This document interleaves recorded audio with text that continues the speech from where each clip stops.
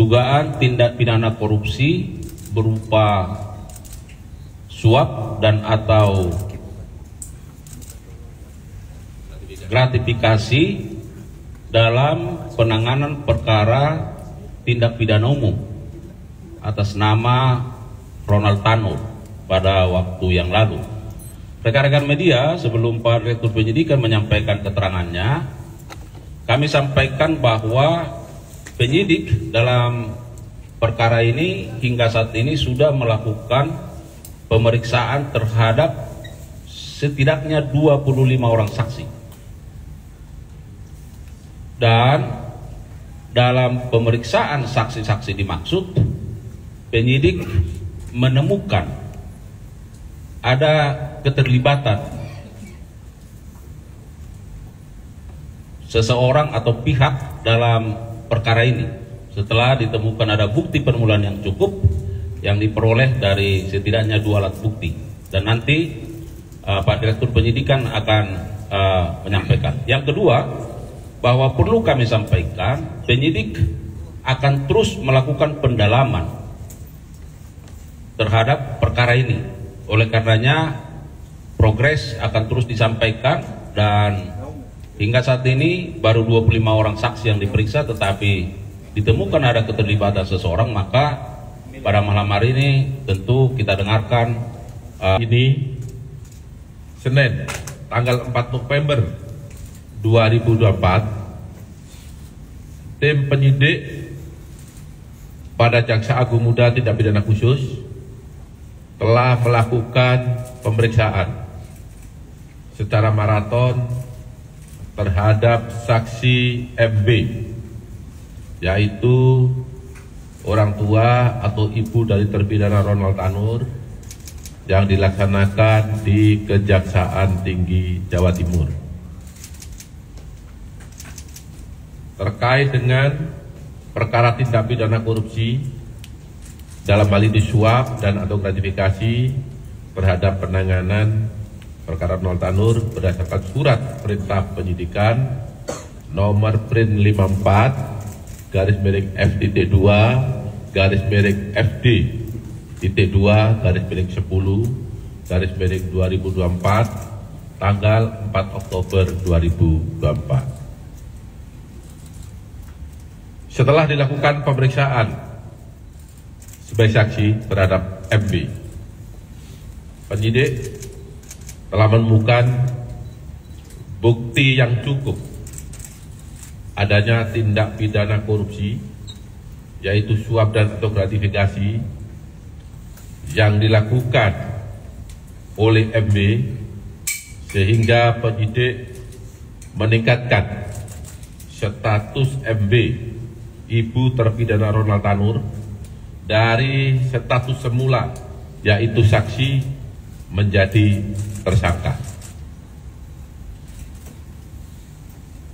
Status tersangka ini didasarkan surat penetapan nomor 63/F.2 /FD.2 /11/2024 tanggal 4 November 2024. Adapun kasus posisinya adalah sebagai berikut.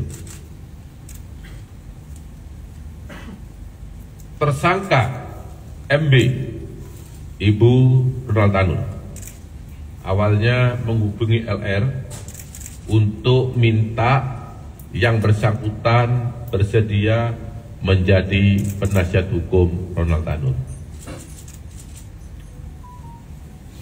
Kita ketahui bahwa ibunda Ronald Tanur ini berteman akrab dengan LR karena anak LR dan anak MB ini atau Ronald Tanur ini pernah satu sekolah, jadi mereka sudah lama saling kenal. Selanjutnya, pada tanggal 5 Oktober 2023, LR bertemu dengan tersangka MB di Cafe Excelso Mer Surabaya untuk membicarakan peristiwa yang telah dialami oleh Ronald Tanur. Pertemuan tersebut berlanjut pada tanggal 6 Oktober 2023, di mana MB pada saat pertemuan dengan LR tersebut dilaksanakan di kantor LR yang beralamat di Jalan Kendal Sari Raya nomor 51 garis datar 52 Surabaya. Dalam pertemuan tersebut, LR menyampaikan kepada tersangka MB ada hal-hal yang perlu dibiayai dalam pengurusan perkara Ronald Tanur dan langkah-langkah yang akan ditempuh. Kemudian LR meminta kepada YR agar diperkenalkan kepada pejabat di Pengadilan Negeri Surabaya dengan inisial R dengan maksud untuk memilih majelis hakim yang akan menyidangkan perkara Ronald Tanur. Saya ulangi ya, bila tidak salah paham ini, LR meminta kepada YR minta tolong agar diperkenalkan seseorang tadi dengan maksud supaya dapat memilih majelis hakim yang akan menyidangkan perkara Ronald Tanur.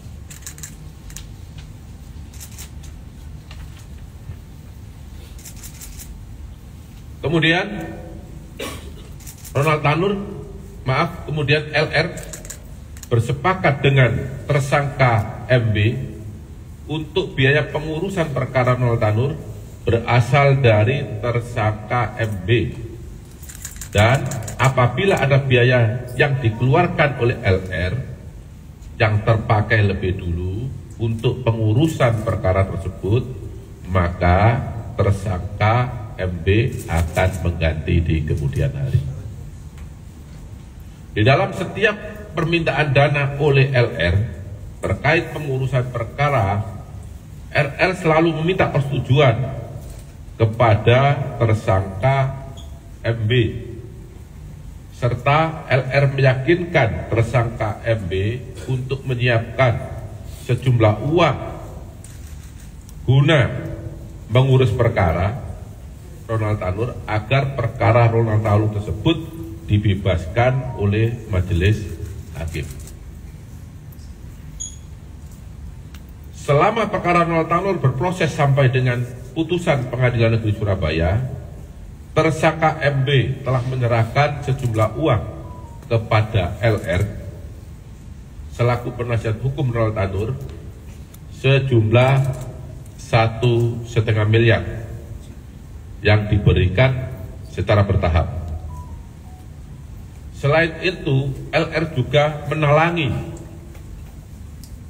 sebagian biaya pengurusan perkara tersebut sampai putusan Pengadilan Negeri Surabaya sejumlah 2 miliar, sehingga totalnya 3,5 miliar rupiah. Terhadap uang sebesar 3,5 miliar rupiah tersebut, menurut keterangan LR diberikan kepada majelis hakim yang menangani perkara dimaksud. Terhadap tersangka MB telah dilakukan penahanan selama 20 hari ke depan berdasarkan surat perintah nomor 53-FD.2/FD.2/12/2024 tanggal 4 November 2024. Penahanan dilakukan di Rutan Kelas 1 Surabaya, Cabang Kejaksaan Tinggi, Jawa Timur.